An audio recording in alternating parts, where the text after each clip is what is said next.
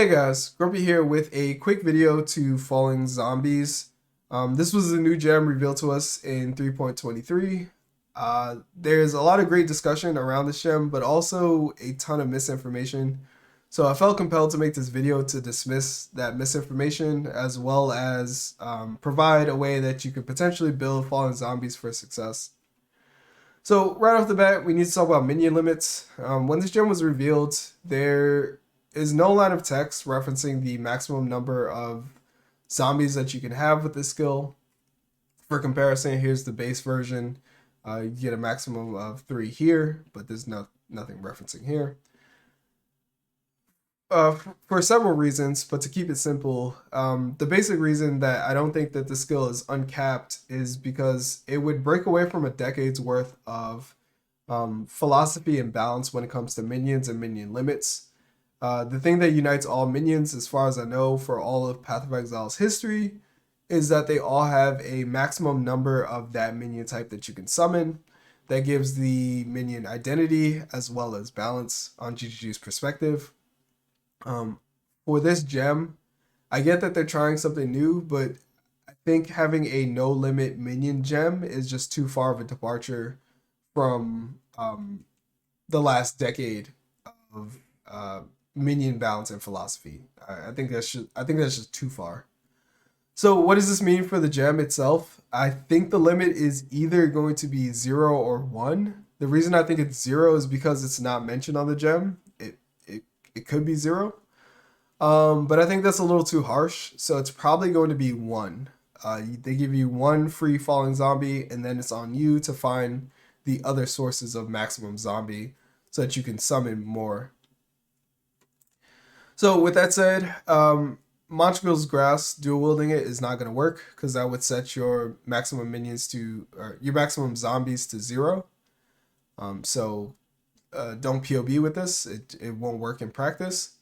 And then the next thing is you need to be cognizant of your minion limit as far as using proxies to summon your minions. I'm 95% certain the way that it's going to work is zombies in the air. Sorry if I'm using minions and zombies interchangeably. When I say minion, I usually mean zombie. But anyway, zombies in the air, as well as zombies falling, as well as zombies about to do their attack that haven't done them, I'm pretty sure all count towards your zombie pool. So if your pool is like 3, and you have a zombie that's falling and you summon a 4th zombie, before that zombie hits the ground, it'll get overwritten and it'll create a new zombie which will start falling. But then that zombie will get overwritten and you can see the issue. They'll always be falling, but they'll never be able to attack. So you'll actually do no damage if you're summoning them too quickly. So you do need to keep that in mind. So moving on from there, let's go ahead and talk about minion instability real quick. Minion instability is a low life trigger, not an on death trigger. And then beyond that, you can either, if the zombies have life, I don't know if they will, but you can either detonate them with minion instability or they'll die from doing their attack when they're on the ground. But they can't die twice. So you'll never get both of these effects. So you can force them to die before they do their attack, in which case you're a minion instability build now and not a falling zombies build. Or you can ignore that and you can just go with falling zombies, in which case you don't have to worry about minion instability. Next thing about minion instability is there's a theory that you can use Umbilicus Immortalis as well as Coruscating Elixir to detonate those minions. It's not gonna work.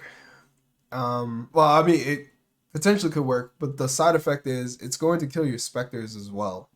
So you can't choose which, if you want it to only affect zombies or you want it to affect specters, it always affects both. Is it funny? Yes. Many people have killed their specters doing this. Is it practical? Absolutely not. So I wouldn't even pursue this avenue. Then finally, you have Siegebreaker and Replica Siegebreaker.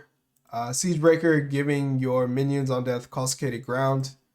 Replica giving them Burning Ground. I don't think the damage is there, unfortunately. I know some people are excited to build around this. Degens don't stack, unfortunately, so you'll only get one source of burning ground or caustic ground.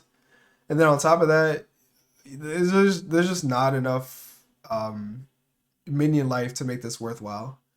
So at like 1 to 2 mirrors, you can get up to 250,000 zombie life.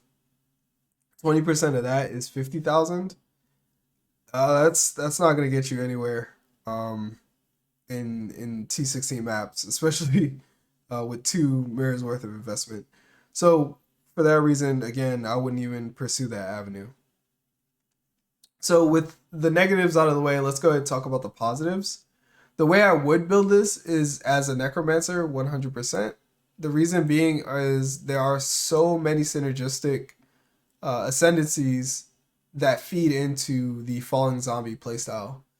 So first up, you got Plaguebringer. So this is great for a number of reasons. It gives your minions area of effect, and then it also gives them more damage.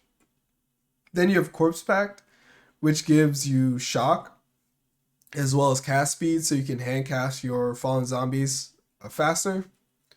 And then finally, you have Unnatural Strength. So unlike minion instability, which deals pure fire damage and can't be scaled with Unholy Might, uh, the falling zombie attack is a physical attack. So you get 30% more physics chaos if you take Unnatural Strength. And it's really nice because there's so few builds where this is actually like not even really relevant, but like it competes against Mistress of Sacrifice, Commander of Darkness. Like you're never really ever taking Unnatural Strength, right? Like because these are always your picks, so you never get a chance to. So it's nice that in this build you can finally get to play with Unnatural Strength. A little bit of history. This is what used to give us +2 to all minions. So got scammed on that one.